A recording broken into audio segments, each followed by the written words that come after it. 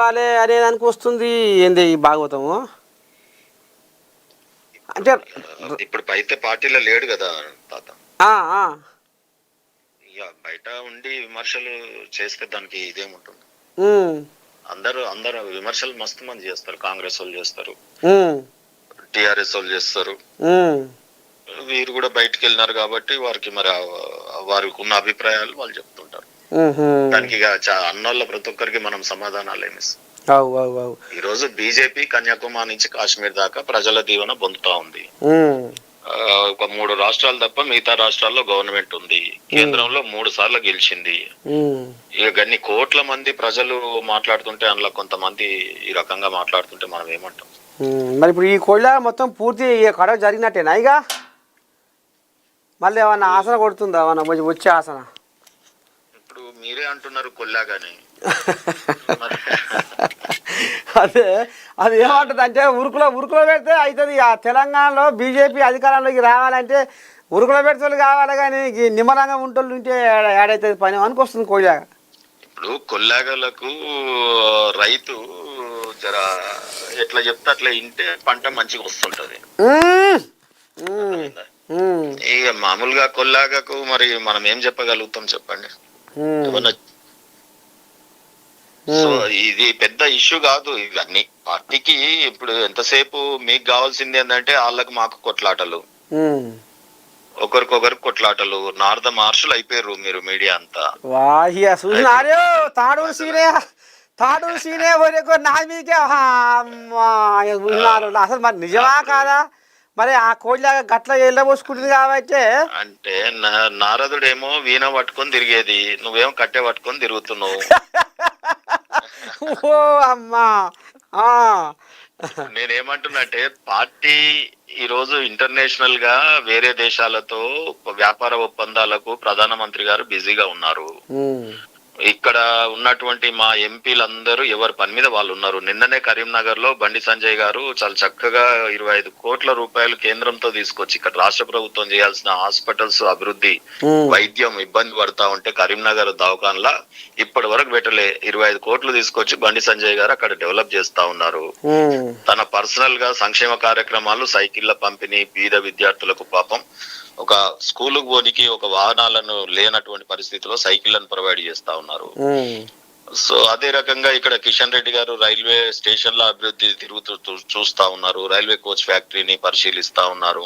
వాటికి కావాల్సిన సరంజామా ఏర్పాటు చేస్తా ఉన్నారు. ఇంకేమేం కావాలనేది చూస్తా ఉన్నారు. మిగతా మా ఎంపీలందరూ కూడా ఎవరి నియోజకవర్గాల్లో వాళ్ళు చక్కగా కేంద్ర ప్రభుత్వం దగ్గర పార్లమెంట్ ఉన్నది కాబట్టి పోయి వారి నియోజకవర్గాల్లో ఏం కావాలనో వాటి మీద పడ్డారు. సో ఈ రకంగా పార్టీ ఒక మంచి అంటే యుద్ధ సైనికుల్లాగా రాష్ట్రం గాని దేశం గాని డెవలప్మెంట్ కోసం మేం పనిచేస్తున్నాం.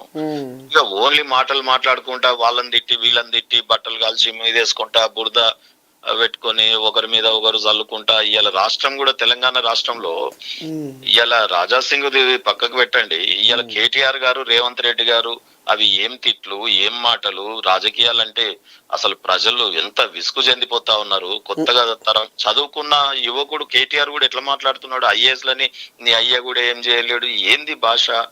ఎన్నికల వికలు ఒక ముఖ్యమంత్రిని పట్టుకొనేమో అవులగాడు అటు ఇటు కానోడు, ఆయననేమో శాత కాకుండా ఉన్నాడు, ఎన్ని మాటలన్నా వాడుతున్నాడు. మరి అదేందో అర్థం కాదు.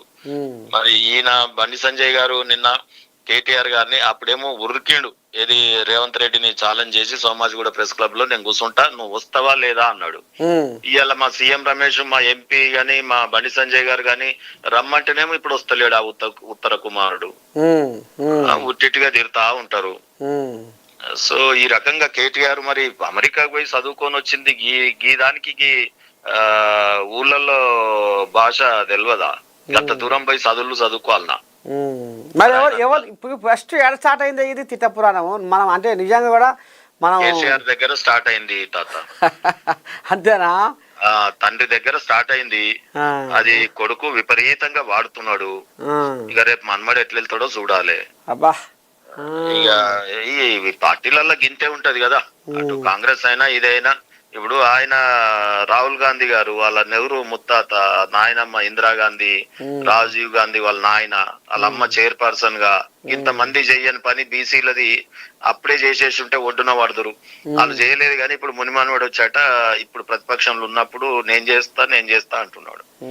సో ఈ రకంగా ఈ రెండు పార్టీలు ఆగమాగం అవుతున్నాయి ప్రజలల్లా. ఫ్రస్ట్రేషన్ 3 సార్లు గెలవబట్టే బీజేపీ ఉన్న రాష్ట్రాలన్నీ గెలవబట్టే. రేపు తెలంగాణలో గెలుస్తుంది, ఎమ్మెల్సీలో గెలిచే, ఎంపీలో గెలిచే. ఏం చేయాలని అర్థం అయితలేదు ఆ రెండు పార్టీలకు. ఫ్రస్ట్రేషన్ లో ఈ రకంగా మాట్లాడుతున్నారు తాత. ఏమో కానీ ఒక ముచ్చట నీ చెవులో పడ్డదా? ఏంటిది అది? బంజరాయిల్స్లా పెద్దమ్మ తల్లి గుడిని ఏడికాడికి కూలగొట్టి అమ్మవారి విగ్రహాన్ని ఎత్తుకపోయిరాట. అవును కదా, అది నిజంగా రోడ్ల మీద నా ఎంబడి వస్తే ఎన్ని మసీదులు ఉన్నాయో చూపించుదాము. ఇవాళ గుళ్ళు అనేసరికి ఏమో వీళ్ళకు ఉట్టిగానే చేతులు వస్తాయి, బుల్డోజర్లు వస్తాయి. మరి చూసిన నువ్వు కూడా వర్షంలో పోయి పాపం ఎంత కష్టపడుతున్నావు. సర్కారు భూములు కట్టిర్రు అనేది ఇప్పుడు వాళ్ళు రెవెన్యూ వాళ్ళు తీసుకొని వస్తారు. మరి ఉన్న ఒక్కు ప్రాపర్టీలు, ఒక్కు భూములు, మసీదులన్నీ సర్కార్ ప్రాపర్టీలలో, ప్రైవేట్ ప్రాపర్టీలో లేకపోతే ఏడున్నాయి? దమ్ముంటే అవి కూడా తీసేయమని, మొత్తం అవి ఇవి అన్ని తీసేయమని రోడ్ల మీద. నేను చూపిస్తా వరంగా మన ఇడికెళ్ళి పోదాం, మన తార్నాకకి వెళ్ళి భువనగిరి దాకా పోదాం. మొత్తం రోడ్ల మధ్యలోనే ఎట్లున్నాయో మనం చూద్దాం. నీ వీడియోలో పెట్టి వీళ్ళకి వాళ్ళని ముట్టుకోవాలన్నా, వాళ్ళ తిరుగువాలన్నా, వాళ్ళని మాట్లాడాలన్నా గజ గజ గజ గజ వణుకుతారు. రోడ్డు మీద ఎంత ఇబ్బంది పడతారు. ఎక్కడో దూరం ప్రజలకు ఇబ్బంది లేకుండా అమ్మవారి గుడి ఇయ్యాలుందా అది? మరి ఇన్నేళ్ల నుంచి ఉన్నటువంటి గుడిని ఆ రకంగా ధ్వంసం చేయడానికి మాత్రం చేతులు వస్తాయి. ఇప్పుడు ఆగమాగం పరిస్థితి గదే ఉన్నదా? గుళ్ళను గులగొట్టే పనే ఉందా ఈయనకు? ఉట్టిగా రెచ్చగొట్టుడు అంతే, ట్రాఫిక్ డ్రైవర్ చేసుడు, ఎవరి పనులు చేసుకోకుండా ఇప్పుడు అందరు గుడికాడు వచ్చి ఆడ మనం కొట్లాడాలి, ఆయన పనులు ఆయన అవినీతి పనులు ఆయన చేసుకోవాలి.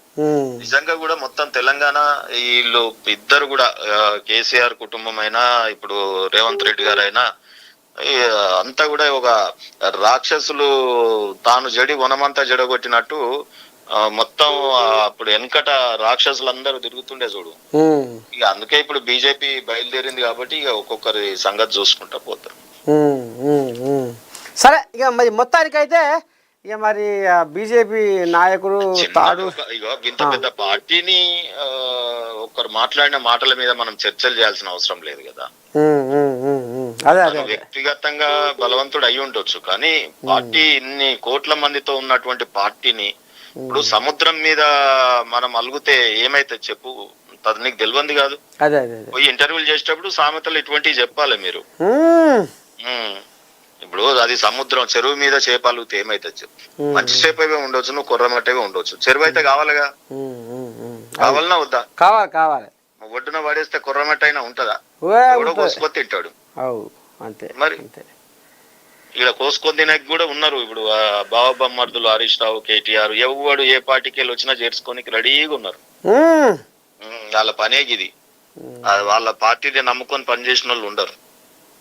సరే తాత, రైట్. ఇక ఇది మొత్తానికి బీజేపీ నాయకుడు తాడూరు శ్రీనివాసు మరి ఈ రకంగా అంబాయి వెళ్ళబోసుకుంటూ ఇక కేటీఆర్ ఈడియట్ మాటలు బంద్ చేయి, బుడంకాయ వంకాయ గాళ్ళు ఏం చేయలేరు.